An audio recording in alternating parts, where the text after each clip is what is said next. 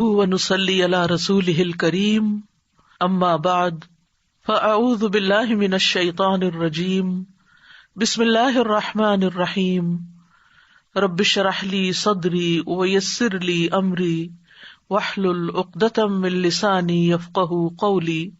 دعا افضل ترین عبادت ہے۔ دعا اللہ سبحانہ تعالیٰ کے قرب کا ذریعہ ہے۔ دعا میں انسان اللہ تعالیٰ سے جب مناجات کرتا ہے تو اپنے دل کے غم، دکھ اور تکلیف کی فریاد کر رہا ہوتا ہے، اپنی محتاجگی اور اپنی بیچارگی کا اظہار کر رہا ہوتا ہے۔ ساری بڑائی اللہ سبحانہ تعالیٰ کے لیے ہے، اور بندہ تو کمزور ہے، بندہ تو محتاج ہے، فقیر ہے، ضرورت مند ہے۔ ہم اپنی زندگی کے ہر مرحلے میں دعاؤں کے محتاج ہوتے ہیں۔ اللہ سبحانہ تعالیٰ سے مانگنا کبھی ختم نہیں ہوتا، ہر حال میں مسلسل جاری رہتا ہے۔ یہ اپنے رب کے ساتھ ایک دلی تعلق کا نام ہوتا ہے۔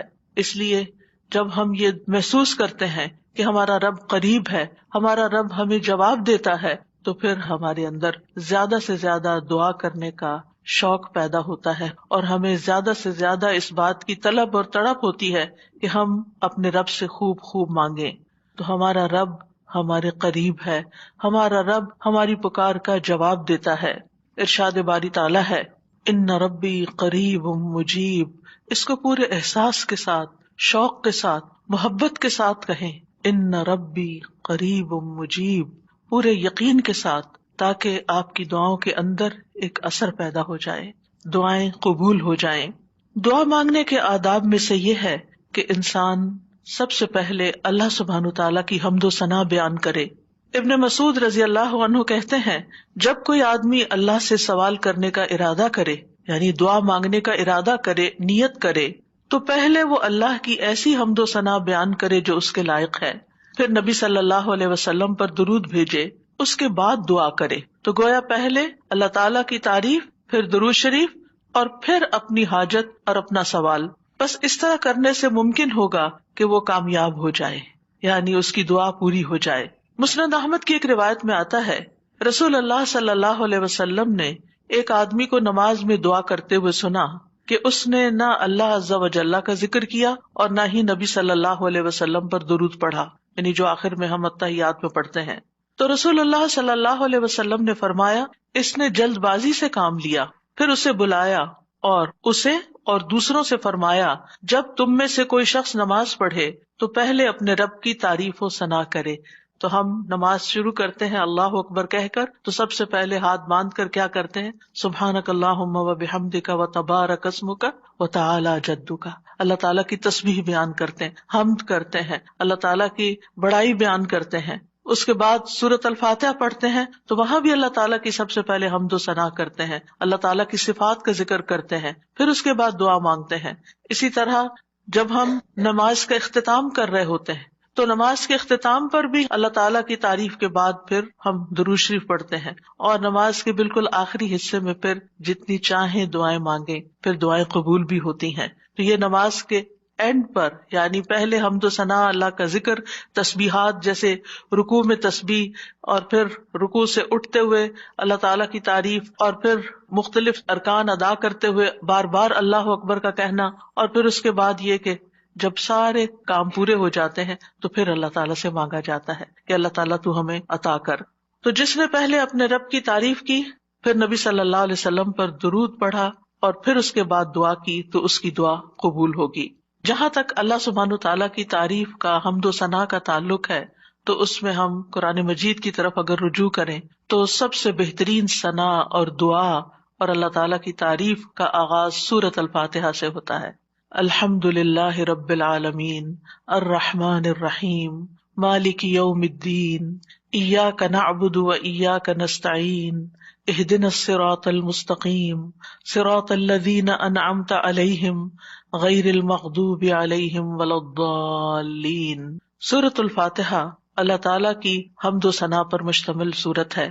رسول اللہ صلی اللہ علیہ وسلم نے فرمایا، اللہ تعالیٰ فرماتے ہیں، اور یہ حدیث قدسی ہے، کہ نماز یعنی سورۃ الفاتحہ میرے اور میرے بندے کے درمیان نصف نصف تقسیم کر دی گئی ہے، اور میرے بندے کے لیے وہ ہے جو وہ مانگے۔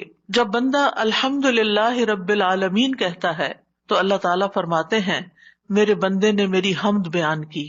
تو گویا سورۃ الفاتحہ میں سب سے پہلے ہم کیا کرتے ہیں؟ قرآن مجید کے آغاز میں الحمدللہ کہتے ہیں، تعریف سے بات شروع کرتے ہیں.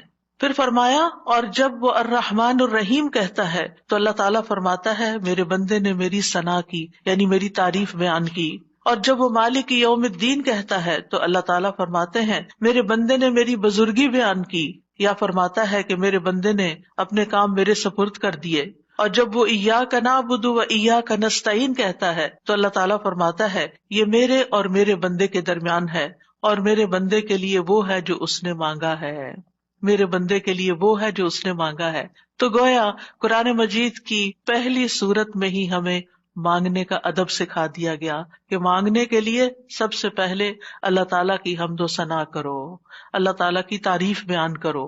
اور پھر ایاک نعبد یہ دعائے عبادت ہے، وایاک نستعین دعائے مسئلہ ہے جس میں ہم اللہ تعالیٰ سے مدد چاہتے ہیں زندگی کے تمام کاموں میں. اور پھر جب بندہ اہدنا الصراط المستقیم آخر تک کہتا ہے تو اللہ تعالیٰ فرماتا ہے یہ میرے بندے کے لیے ہے، اور میرے بندے کے لیے وہ ہے جو اس نے مانگا. اور یہاں ایک اور بات قابل غور ہے کہ مانگنے کی چیزوں میں سب سے پہلی چیز ہدایت ہے، رہنمائی ہے. دین کے معاملات میں بھی، دنیا کے معاملات میں بھی ہم ہر قدم پر اللہ تعالیٰ کی رہنمائی کے محتاج ہیں. ہم بہترین گائیڈنس وہیں سے لے سکتے ہیں. اور جب ہم دن کی ہر نماز کی ہر رکعت کے اندر اللہ تعالیٰ سے ہدایت مانگتے ہیں اور اللہ تعالیٰ ہماری دعا قبول کر کے ہماری رہنمائی کرتے ہیں، تو آپ سوچئے کہ زندگی کا یہ سفر کتنا خوبصورت ہو سکتا ہے، اور پھر اس کا اختتام کتنا خوبصورت ہو سکتا ہے، اور پھر اس کا انجام کتنا پیارا ہو سکتا ہے. لہٰذا اللہ تعالیٰ سے ہم سب ہدایت مانگتے رہیں. اور ویسے بھی آپ دیکھیں کہ سورۃ الفاتحہ پڑھنے کے بعد جو دعا کی جاتی ہے وہ دعا قبول ہوتی ہے، یعنی یہ قبولیت دعا کی بھی علامت ہے. ابن عباس کہتے ہیں کہ اس دوران کے جبریل علیہ السلام نبی صلی اللہ علیہ وسلم کے پاس بیٹھے ہوئے تھے کہ اچانک انہوں نے اوپر سے ایک آواز سنی تو آپ نے اپنا سر اٹھایا. جبریل علیہ السلام نے فرمایا کہ یہ آسمان کا ایک دروازہ ہے جسے صرف آج کے دن کھولا گیا ہے، اس سے پہلے کبھی نہیں کھولا گیا تھا. پھر اس سے ایک فرشتہ اترا تو جبریل علیہ السلام نے فرمایا یہ فرشتہ جو زمین کی طرف اترا ہے یہ آج سے پہلے کبھی نہیں اترا. پھر اس فرشتے نے سلام کیا اور کہا کہ آپ کو 2 نوروں کی خوشخبری ہے جو آپ کو دیے گئے اور آپ سے پہلے کسی نبی کو نہیں دیے گئے، ایک سورۃ الفاتحہ اور دوسری سورۃ البقرہ کی آخری 2 آیات.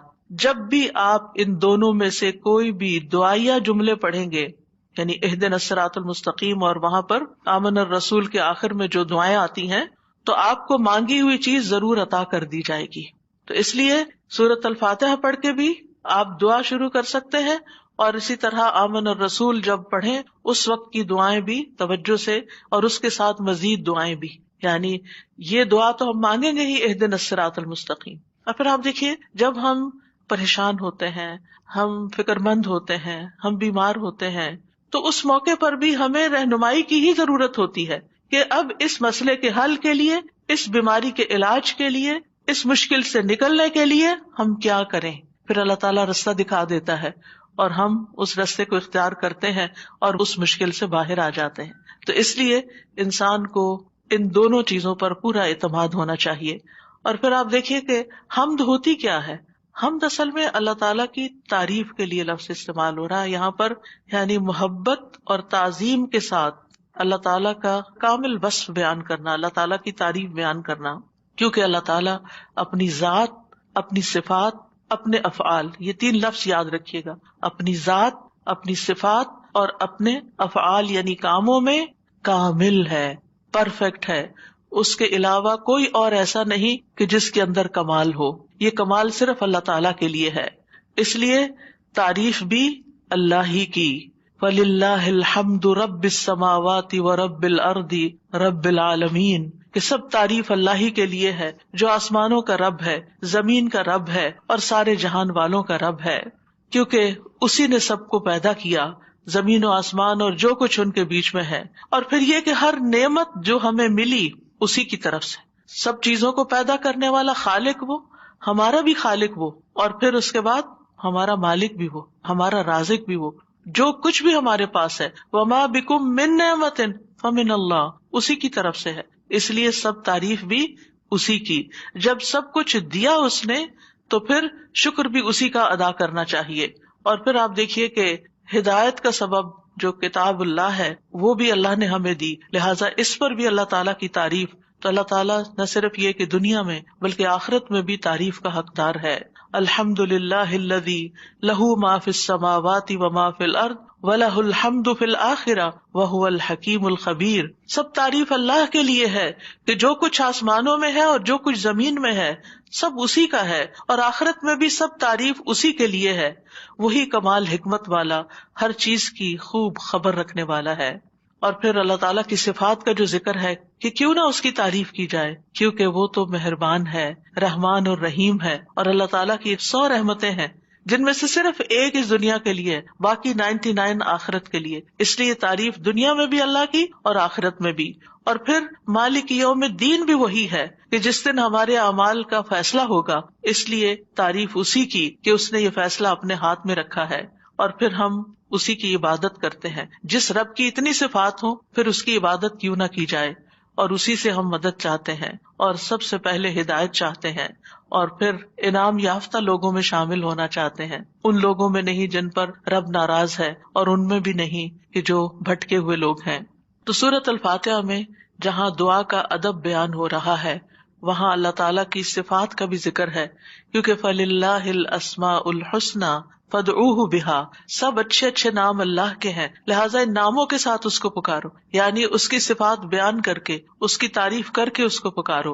نبی صلی اللہ علیہ وسلم جب صبح کے وقت اٹھتے تھے اور تہجد کی نماز شروع کرتے تھے تو اس وقت ہاتھ باندھ کر دعا پڑھتے تھے.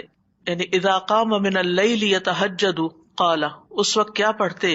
اللہم لک الحمد، اللہ سب تعریف تیرے ہی لیے ہے. انت قیم السماوات والارض ومن فیہن ولک الحمد لک ملک السماوات والارض ومن فیہن ولک الحمد انت نور السماوات والارض ولک الحمد انت الحق ووعدک الحق ولقاؤک حق وقولک حق والجنۃ حق والنار حق والنبیون حق ومحمد صلی اللہ علیہ وسلم حق والساعۃ حق. اس کے بعد دعا کرتے اللہم لک اسلمت وبک آمنت وعلیک توکلت والیک انبت والیک خاصمت والیک حاکمت فاغفر لی ما قدمت وما اخرت وما اسررت وما اعلنت انت المقدم وانت المؤخر لا الہ الا انت. یہ تھا آپ کی دعا مانگنے کا انداز. کتنی زیادہ پہلے اللہ تعالیٰ کی تعریف کی اور پھر اس کے بعد اپنا آپ اللہ تعالیٰ کے سپرد کیا، اور آخر میں جو معصوم عن الخطا ہے نبی صلی اللہ علیہ وسلم، جن کی کوئی غلطیاں ہی نہیں، کوئی گناہ ہی نہیں، وہ کیا مانگ رہے ہیں؟ ایک چیز مانگ رہے ہیں، کیا؟ فاغفر لی ما قدمت وما اخرت وما اسررت وما اعلنت. اللہ تو مجھے بخش دے، میرے اگلے پچھلے پوشیدہ اور ظاہری گناہوں کو معاف کر دے. تو ہی پہلے تھا اور تو ہی آخر میں ہوگا، تیرے سوا کوئی معبود نہیں. نبی صلی اللہ علیہ وسلم کے تہجد کے وقت کی اس دعا سے ہمارے لیے سیکھنے کی کیا بات ہے کہ دعا کا ایک بڑا حصہ کس پر مبنی ہونا چاہیے؟ اللہ تعالیٰ کی تعریف پر مبنی ہونا چاہیے. لیکن ہم نے کبھی یہ دعا کا سلیقہ سیکھا ہی نہیں، اللہ تعالیٰ کی یہ تعریف کبھی اس طرح کی ہی نہیں. ہمیں صرف اپنا آپ ہی یاد رہتا ہے، صرف اپنے مسائل یاد رہتے ہیں، صرف اپنی پریشانیوں کا ذکر رہتا ہے. اللہ تعالیٰ کی حمد و ثنا ہم بھولے رہتے ہیں. اور پھر یہ کہ اللہ سبحانہ و تعالیٰ کی حمد و ثنا کا حق ادا نہیں ہو سکتا جتنی بھی ہم کریں. اس لیے جو اللہ کے پیارے بندے ہوتے ہیں وہ اللہ تعالیٰ کی حمد و ثنا میں زیادہ وقت لگاتے ہیں. تو آج سے جو سیکھنے کی بات ہے، جو ٹیک ہوم میسج ہے، وہ یہ کہ ہم اگر چاہتے ہیں کہ اللہ تعالیٰ ہماری مشکلات آسان کریں، ہمیں بخش دے دنیا میں بھی اور آخرت میں بھی، تو پھر اللہ کی تعریف بیان کریں، اللہ کی توحید بیان کریں، اللہ تعالیٰ کی حمد بیان کریں، اللہ تعالیٰ کی تکبیر بیان کریں، اللہ تعالیٰ کی تسبیح بیان کریں. اور پھر ہم دیکھتے ہیں کہ قیامت کے دن اللہ تعالیٰ نبی صلی اللہ علیہ وسلم کو سفارش کرنے سے پہلے اپنی حمد سکھائیں گے. یعنی ایک تو دنیا کے دعائیں ہیں نا جو دنیا میں ہم مانگتے ہیں، اور آخرت میں اس بات کی دعا کہ اللہ تعالیٰ آپ حساب کتاب قائم کر دیں، یہ بھی ایک دعا ہوگی نا. یہ سفارش ایک دعا ہے، لیکن اس سفارش سے پہلے کیا ہوگا؟ یعنی قیامت کے دن جب لوگ پریشان ہوں گے، انبیاء کے پاس جائیں گے تو انبیاء ان کو آگے بھیجتے جائیں گے، حتیٰ کہ لوگ محمد صلی اللہ علیہ وسلم کے پاس آئیں گے. تو حدیث میں آتا ہے کہ وہ کہیں گے تم سب محمد صلی اللہ علیہ وسلم کے پاس جاؤ، اللہ نے ان کے اگلے پچھلے سب گناہ معاف فرما دیے ہیں. تو وہ سب میرے پاس آئیں گے تو میں سب کو لے کر اللہ کی بارگاہ میں حاضر ہونے کی اجازت چاہوں گا. اجازت ملنے پر سجدے میں گر پڑوں گا. عاجزی دیکھیے، ہمبلنس دیکھیے. اور جب تک اللہ چاہے گا میں سجدے میں ہی رہوں گا، یعنی جتنا اللہ پسند کرے گا اتنی دیر میں جھکا ہی رہوں گا. ہمارے سجدے کیسے ہوتے؟ ٹھونگے مار رہے ہوتے، اوپر نیچے، بس تھوڑی سی ایکسرسائز. حکم ہوگا اے محمد اپنا سر سجدے سے اٹھاؤ، مانگو دیے جاؤ گے، کہو سنا جائے گا، اور سفارش کرو تمہاری سفارش قبول کی جائے گی. میں اپنا سر اٹھاؤں گا اور اللہ کی وہ حمد کروں گا جو مجھے اس کی طرف سے سکھائی جائے گی، یعنی اس دن سکھائی جائے گی، اور وہ حمد وہیں ملے گی اور ان الفاظ سے حمد کریں گے. یعنی وہ حمد آج ہمیں نہیں پتا، آپ کو بھی نہیں پتا، اس وقت آپ کو سکھائی جائے گی. یعنی وہ ایسی حمد ہوگی جو اس سے پہلے کبھی نہیں ہوگی. اور پھر اللہ تعالیٰ کی حمد کے بعد آپ دعا کریں گے اور پھر حساب کتاب شروع ہو جائے گا. کیسا ہے وہ دن جس سے ہم غافل رہتے ہیں، جس کو ہم بھولے رہتے ہیں. اگر اس دن کی فکر لگ جائے تو دنیا کی ساری پریشانیاں ختم ہو جائیں، سارے دکھ دور ہو جائیں، سارے مسئلے ہی ختم ہو جائیں، کوئی مسئلہ ہی نہ رہے. اس لیے ہم سب کو اس رمضان میں جو سیکھنے کی بات ہے وہ یہ کہ دعائیں تو ہم کریں گے، لیکن اس سے زیادہ ہم اللہ تعالیٰ کی حمد و ثنا بیان کریں گے. اللہ تعالیٰ کی حمد و ثنا کے دو حصے ہیں، ایک تسبیح ہے اور ایک تحمید ہے. اللہ سبحانہ تعالیٰ نے اپنی تسبیح اور تحمید دونوں کا حکم دیا ہے. سورۃ الحجر میں آتا ہے فسبح بحمد ربک، یعنی حمد کے ساتھ اور کیا کرو؟ تسبیح کرو. وکم من الساجدین، اور سجدہ کرنے والوں میں سے ہو جائیں. سورۃ النصر میں آتا ہے فسبح بحمد ربک واستغفرہ انہ کان توابا، آپ اپنے رب کی حمد کے ساتھ اس کی تسبیح کیجیے اور اس سے بخشش طلب کیجیے، یقیناً وہ بڑا توبہ قبول کرنے والا ہے. سورۃ الواقعہ میں آتا ہے فسبح بسم ربک العظیم. سورۃ الاعلی میں آتا ہے سبح اسم ربک الاعلی، یعنی باقاعدہ تسبیح کا حکم دیا گیا ہے. ایک اور جگہ آتا ہے وسبح بحمد ربک بالعشی والابکار، صبح و شام اپنے رب کی حمد کے ساتھ تسبیح کیجیے. اللہ تعالیٰ اہل ایمان کو بھی حکم دیتے ہیں، مجھے اور آپ کو بھی حکم دیتے ہیں یا ایھا الذین آمنوا اذکروا اللہ ذکرا کثیرا وسبحوہ بکرۃ واصیلا، اے ایمان والو اللہ کو بکثرت یاد کرو اور صبح و شام اس کی تسبیح کیا کرو. کیوں؟ اس لیے کہ اللہ سبحانہ تعالیٰ نے خود اپنی تسبیح بیان کی ہے. سبحان الذی اسری بعبدہ لیلا من المسجد الحرام الی المسجد الاقصی، فرشتے اس کی تسبیح بیان کرتے ہیں. یسبحون بحمد ربہم، انبیاء اس کی تسبیح بیان کرتے ہیں. رسول اللہ صلی اللہ علیہ وسلم اللہ تعالیٰ کی تسبیح بیان کرتے تھے. کائنات کی ہر چیز اللہ کی تسبیح بیان کر رہی. وَإِن مِّن شَيْءٍ إِلَّا يُسَبِّحُ بِحَمْدِهِ وَلَٰكِن لَّا تَفْقَهُونَ تَسْبِيحَهُمْ، یہ زمین جس پر ہم بیٹھے ہیں یہ بھی اللہ کی تسبیح کرتی ہے، یہ آسمان جس کو ہم دیکھتے ہیں وہ بھی اللہ کی تسبیح کرتا ہے. ایک ایک ذرہ اللہ کی تسبیح کر رہا، ایک ایک ذرہ. الیکٹرونز اور پروٹونز بھی اللہ کی تسبیح کر رہے ہیں. ہر چیز اللہ کی تسبیح میں ہے، اور اہل ایمان بھی اللہ کی تسبیح کرتے ہیں. پھر ہم تسبیح کیوں نہ کریں؟ کیا چیز ہمیں روکے ہوئے ہے؟ کس وجہ سے ہم تسبیح میں کوتاہی کرتے ہیں؟ ایک اور جگہ پر آتا ہے کہ تسبح لہ السماوات السبع والارض ومن فیہن، ساتوں آسمان اور زمین اس کی تسبیح کرتے ہیں اور جو بھی ان میں ہے. پرندے بھی اللہ کی تسبیح بیان کرتے ہیں، بجلی کی کڑک بھی اللہ کی تسبیح بیان کرتی ہے. داؤد علیہ السلام کے ساتھ پہاڑ اور پرندے بھی تسبیح کیا کرتے تھے، فرشتے بھی تسبیح کرتے ہیں. اور حاملین عرش اللہ سبحانہ تعالیٰ کی ہر وقت تسبیح و تحمید میں لگے رہتے ہیں. الذین یحملون العرش ومن حولہ یسبحون بحمد ربہم، کیا زبردست کام ہے ان کا، جن کو سب سے اعلیٰ ترین ڈیوٹی دی گئی ہے کہ وہ عرش الہی کو اٹھا کے رکھے. وہ فرشتے جو عرش اٹھائے ہوئے ہیں اور جو اس کے ارد گرد ہیں، سب اپنے رب کی حمد کے ساتھ اس کی تسبیح بیان کرتے ہیں. قیامت کے دن بھی وہ ایسا ہی کریں گے. وَتَرَى الْمَلَائِكَةَ حَافِّينَ مِنْ حَوْلِ الْعَرْشِ يُسَبِّحُونَ بِحَمْدِ رَبِّهِمْ، اس دن آپ دیکھیں گے کہ فرشتے عرش کے گرد حلقہ باندھے اپنے رب کی تعریف کے ساتھ تسبیح کر رہے ہیں. اور عبادت کے آغاز میں بھی اور اختتام پر بھی، دن کے آغاز پر بھی اور دن کے اختتام پر بھی ہمیں تسبیح کا حکم ہے. تمام مخلوقات کے رزق کی کنجی ہے تسبیح. اللہ تعالیٰ کے محبوب ترین کلمات ہیں سبحان اللہ والحمد للہ ولا الہ الا اللہ واللہ اکبر. اللہ سبحانہ تعالیٰ کو ہم سے زیادہ کوئی چیز محبوب نہیں. رسول اللہ صلی اللہ علیہ وسلم نے فرمایا ہم سے بڑھ کر کوئی چیز اللہ تعالیٰ کو زیادہ محبوب نہیں. لہذا تسبیح اور حمد دونوں ہی ہونی چاہیے. تسبیح سے تقدیر بھی بدل جاتی ہے. یونس علیہ السلام کو کس بنا پر اتنی بڑی مشکل سے نجات ملی؟ فلولا ان کان من المسبحین للبث فی بطنہ الی یوم یبعثون. اگر یہ بات نہ ہوتی کہ وہ تسبیح کرنے والوں میں سے تھا تو یقیناً وہ اس کے پیٹ میں یعنی مچھلی کے پیٹ میں اس دن تک رہتا جس میں لوگ اٹھائے جائیں گے. یعنی اگر وہ تسبیح نہ کرتے تو اس مشکل سے نجات نہ ملتی. تو بہت سی مشکلات سے نجات کا ذریعہ ہے تسبیح کرنا. اور وہ اپنی تسبیح میں کیا پڑھتے تھے؟ لا الہ الا انت سبحانک انی کنت من الظالمین.